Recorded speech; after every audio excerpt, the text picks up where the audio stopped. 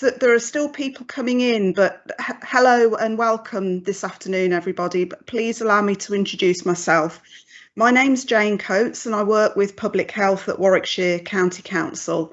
Myself, I believe you may have met my colleague Fidelia Richardson already. Fidelia is a public health principal who supports the duty desk for public health.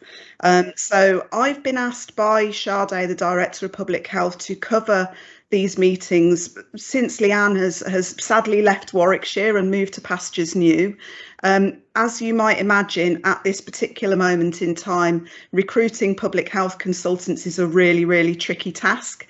So actually there's a bit of a shortage in the team. The role that I've played in Warwickshire for the last 6 months alongside public health is to lead the testing offer. So anything to do with asymptomatic testing or the introduction of symptomatic testing offers in Warwickshire, I've generally been involved. So I have some degree of awareness, if not the level of detailed information that's specific to education and early years that Fidelia has. So we will try our level best between us to do a two-person presentation today, and we'll try to answer as many of your questions as we can. So if I can point you in the first instance to the chat column. I've put some pictures in there for you that give a flavour of where we are in Warwickshire at the moment. You'll probably have picked up over the last couple of weeks a rising tension, I think it's fair to say. The national narrative is very much about, the country really moving towards unlocking everything and removing all restrictions on the 19th of July, but that isn't really comfortably reflected in what's going on in terms of case rates. If you look at the pink bar chart, for example, this is the most up-to-date information we have showing the number of cases and the 7-day average in Warwickshire. And you can see the pace of rise in cases is very similar to what we saw in December and pre-New Year when we headed into a further lockdown. Not that I'm suggesting that we're coming to that, because the context is different. But it's an exponential increase in cases. So it is of some concern. If you look at the horizontal bar chart, that gives you a picture of how our districts and boroughs are performing in terms of case rates within the West Midlands. And you can see that Warwick is actually second from the top there with 334.6 cases per 100,000 head of population based on the 7-day rolling rates. We have been the highest in Warwick District over the last couple of weeks, and so we're kind of dropping it in and out of that. You may have heard in the news some reports that this was driven by an outbreak at the University of Warwick campus, and there is a degree of truth in. There are a high number of positive cases, and obviously South Leamington hosts the majority of Warwickshire's population of University of Warwick students. So there has been a number of those cases that are registered to home addresses in South Leamington that has been driving that case number there to a degree, although of course there are other cases in other places. One of the things that Sade, as the Director of Public Health, has been asking people to do is to think back over recent weeks, and if you have socialised in particular hospitality venues in Leamington Spa, whether or not you have symptoms, people are being asked to undertake a PCR test. Those venues are ZZ, Benjamin Satchwell's, which is the Wetherspoons pub, and Kelsey's, and there are dates that go back to the 5th of June, but the dates are slightly different for each venue. So what I'll do in the chat column when I've finished speaking is put a link to an article that will give you the specific date ranges for those particular venues. And again, obviously what we're asking is that if you were in those venues at that time, or you know anybody who was, please encourage them to book a PCR test even if they don't have symptoms. Obviously, the purpose of doing this is to try and identify whether there are asymptomatic cases, so people who have got COVID but don't have any of the symptoms of having it. One of the other things that's probably worth mentioning in relation to the apparent height of Warwickshire in the testing table is that the indications are that Warwickshire is has the second highest testing rate in the West Midlands at the moment. So although obviously that is reflecting on the number of positive cases we're finding, it also tells a really good story about the number of people who are complying with requests to test regularly and to behave responsibly by getting a PCR test if they have concerns. So knowing that those testing behaviours are really established in the county is really good news, and I realise there's some kind of irony in that messaging there. So I just want to move on now a little bit. Some of you may have used or been using the asymptomatic testing sites that we've had across Warwickshire. So those are the testing sites that offer the rapid result lateral flow tests. I know when we set up in December and January in the first instance, there was quite heavy usage from education and early years colleagues. So I just really want to be the bearer of news, which is that the Department for Health and Social Care has changed the focus of the testing programme for people without symptoms. And so our test sites close on the 30th of June. So tomorrow will be the last day for those testing sites, with the exception of our site at the United Reformed Church at Nuneaton. The reason for this is because the national testing programme, what we know is that the majority of people are either picking up home testing kits from pharmacies or they're ordering them online, and most people now who are engaged in testing without symptoms are doing it themselves, and they aren't really using our sites. So government is asking local authorities now to focus on testing people who have either been disproportionately impacted by the COVID pandemic or who have been underrepresented in testing to date. So there are some sort of 14 or 15 categories of people that local authorities are asked to look at, and low income households are within that, because we know that 0 hours contract and access to sick leave and statutory sick pay and that sort of thing can be a barrier to people participating in testing. It also recognises that some ethnic minority groups are disproportionately impacted in terms of health implications. So the testing programme going forward is going to target on those people rather than be a universal offer. So I just wanted to flag that and say that if any of you are directing your staff or families to our testing sites, regrettably, I need to ask you, with the exception of the Nuneaton site, to find alternative venues to get to collect your testing kits from. There's well over 100 pharmacies in Warwickshire that do offer kits free without prescription. Anyone can go in at any time and pick them up, and actually, it's really easy to do that, or simply to have them ordered and delivered to your home address. One of the things we've been asked to cover by colleagues in the Early Years Advisory Service is to ask you, please, to make sure you are really following the systems of control that you have in place. All of those messages around, reapplying with rigour the social distancing, the cleaning of touch points, etc. What we can clearly see with the Delta variant is that it does transmit more easily, and so re-energising all of those measures, which I think we're all pretty bored of, but we can all say them in our sleep. We are really asking you, both from an education service and from public health, please, just to re-energise your focus on those activities. Could you also please continue to complete the reporting form that alerts of cases in your settings? That sort of early indication of information really helps build a rapid picture so that decision making, should it be needed by any of the statutory agencies, can be picked up that little bit more quickly. Every little piece in the puzzle that we get it, and the earlier we get it, really does help. Really does help with that decision making process.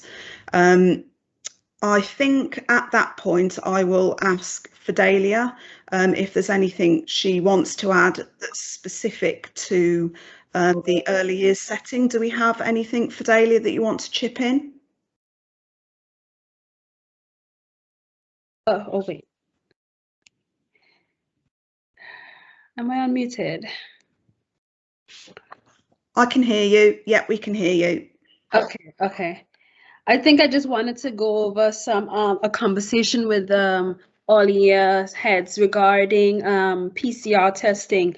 Now, recently, in light of the Delta variant and the rapid spread within education settings, we have been keen to ask about PCR testing, because what we find is that we often are able to pick it up sooner.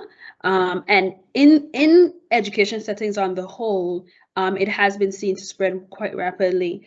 Now, I know with the age groups that you guys cater to, it is a bit of a tricky conversation. But I just wanted to talk to you because I have requested some schools do PCR testing.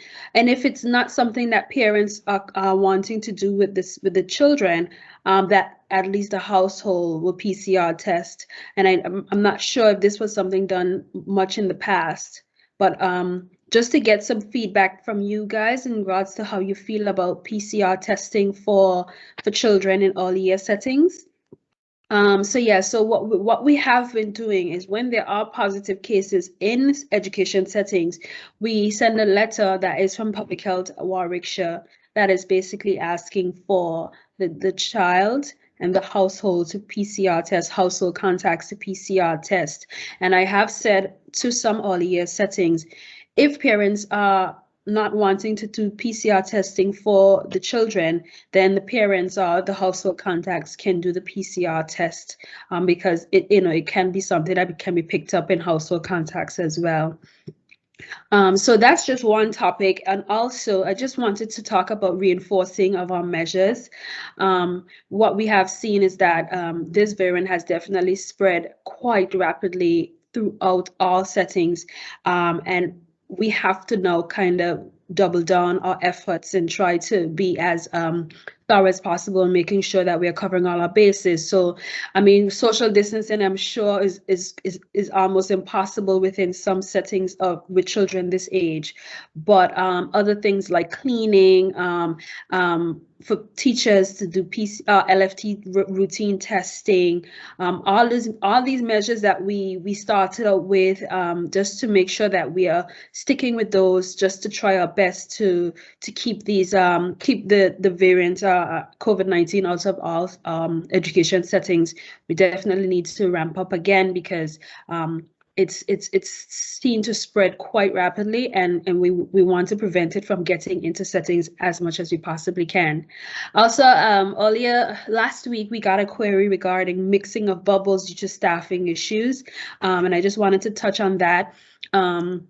So if there are staffing issues and there is no other way to carry on learning besides to mix bubbles, that's something that's acceptable. But you have to be aware that if it is that there is a positive case, both bubbles that are mixed will have to isolate if they were together within the 2 days before the positive test result or before the infectious period, before the people having to isolate or testing positive. You may have some staffing issues or for other reasons as well. If you mix bubbles, then everyone will have to isolate. I think I said a mouthful there, but I would just generally like to get some feedback about the PCR testing, because I know that's something that we have been asking about recently. That's it for me, Jane.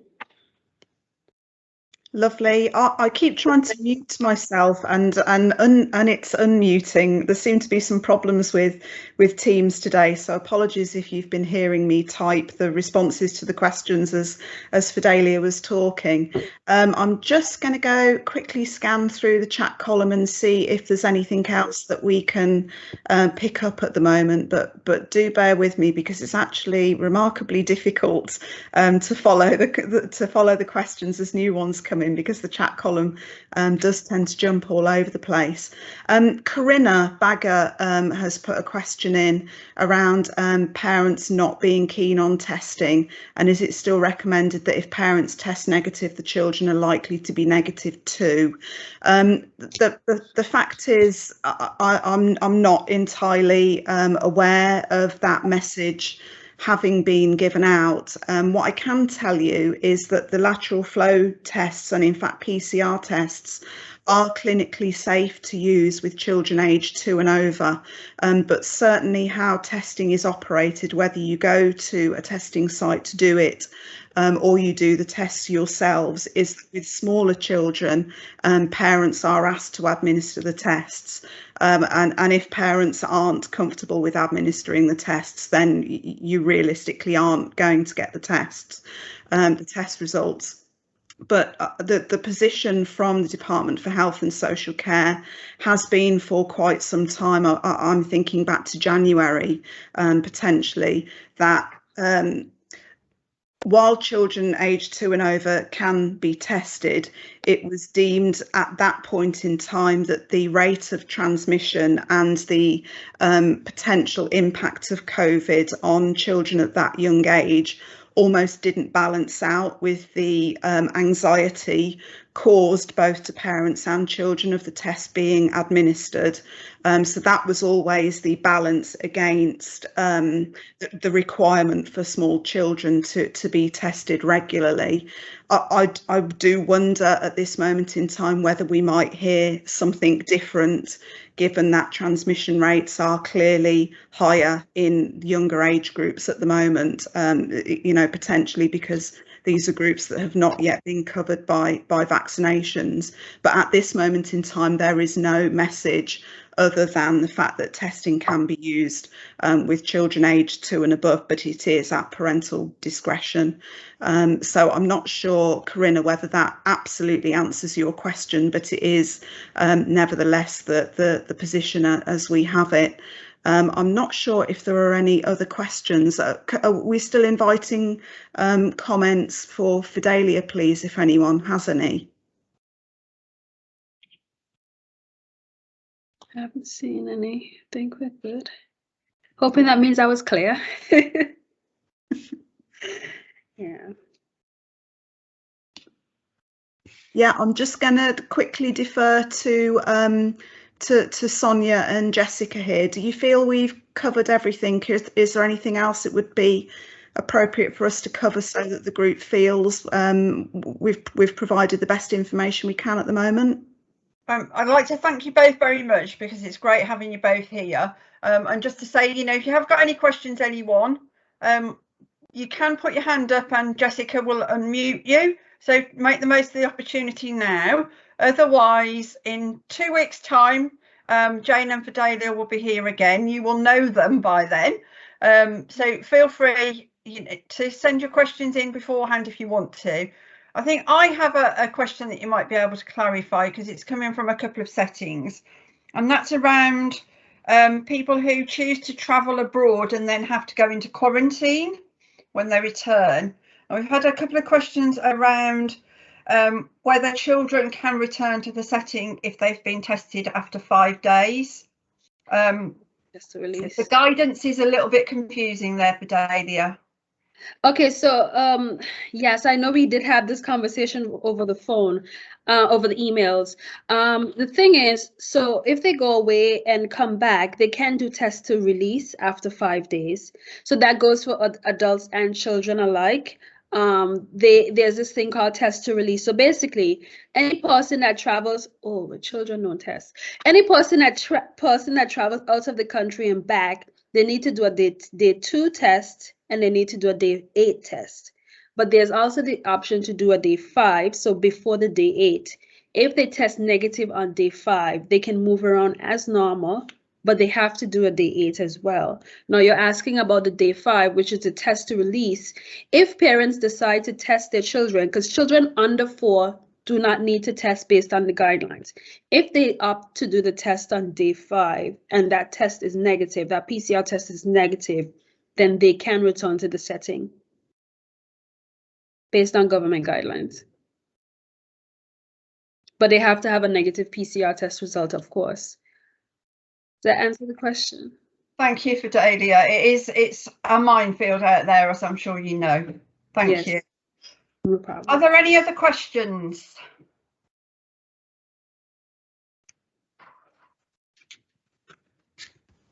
Hi. Just after in October, Warwickshire County Council said that children that are unwell, coughs and not coughs but colds, should remain at home. Is that still the case if children are unwell with other things? But if they've got a diagnosis, say an ear infection, something like that, then they are welcome to come back other than following our normal policies.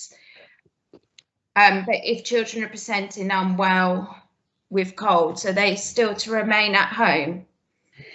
Yeah, any symptom that is right, anything that's close to a COVID-19 symptom, we would recommend that the children stay at home. So if they're unwell with symptoms of COVID-19, that they stay at home until well. And we would say that if children aren't well, they shouldn't be in the setting anyway. That's normal practice, isn't it? No. You know, the same if they've got a temperature, the temperature should have returned to normal for 48 hours before they come back to the setting. Those are your standard practices, really.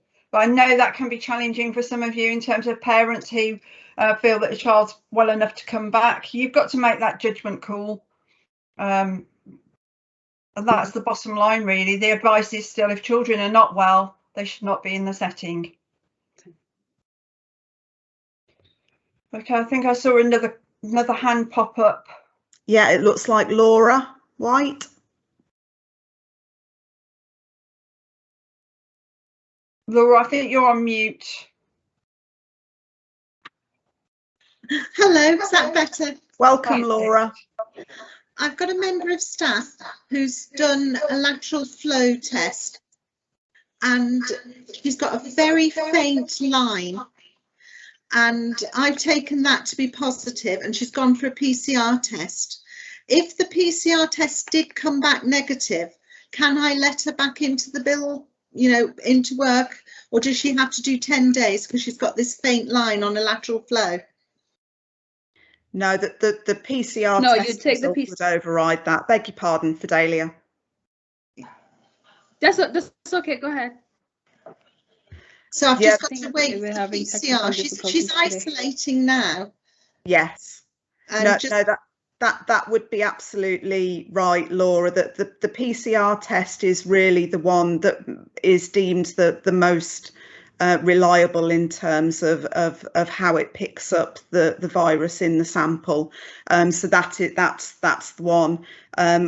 You know, sometimes with the lateral flow test, very infrequently, we do get voids or you know, slight issues with the appearance of lines in the window. But in this instance, you've done exactly the right thing. The staff member has gone for a PCR, and whatever is the result of that, you should be confident in. Right, thank you very much.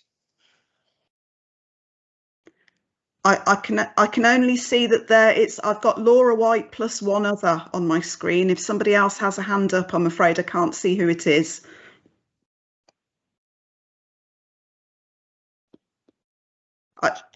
Can we assume we're done with questions? Is there anybody else with a burning need? I think we're done, ladies. I think it's Claire's hand Claire's hand that's asked a question already. So I can't see anybody else, and there's no other questions coming through. So I think that's perfect. Thank you.